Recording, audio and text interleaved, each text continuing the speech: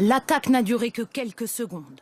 Dans les couloirs de la station Châtelet-Léal au petit matin, un homme armé d'un couteau de 30 cm tente de s'en prendre à un militaire de l'opération Sentinelle en patrouille. Aucun blessé, l'homme de 39 ans né au Maroc a été maîtrisé et interpellé. De son propre aveu, il aurait prémédité son geste et a affirmé suivre un traitement médicamenteux. Le parquet antiterroriste de Paris a été saisi. Une nouvelle attaque qui coïncide avec l'annonce par la ministre des Armées d'une réforme du dispositif Sentinelle.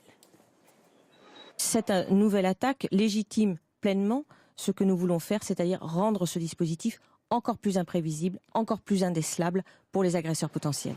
Plus flexible, plus mobile, le dispositif Sentinelle mis en place après les attentats de 2015 continuera de mobiliser 7000 hommes et femmes, déployés sur tout le territoire, mais leur répartition va évoluer.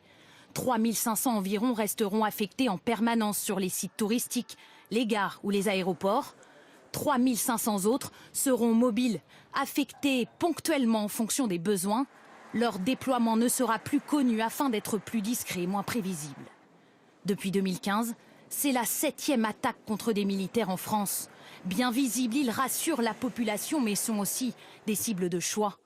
Comme au musée du Louvre en février, à l'aéroport d'Orly au mois de mars ou à Levallois-Perret le 9 août dernier. Un dispositif que beaucoup jugent inefficace dans la lutte contre le terrorisme. Au niveau général, l'opération Sentinelle aura plutôt tendance à réduire l'efficacité, à réduire la sécurité des Français parce qu'elle affaiblit les armées plutôt qu'à l'accroître.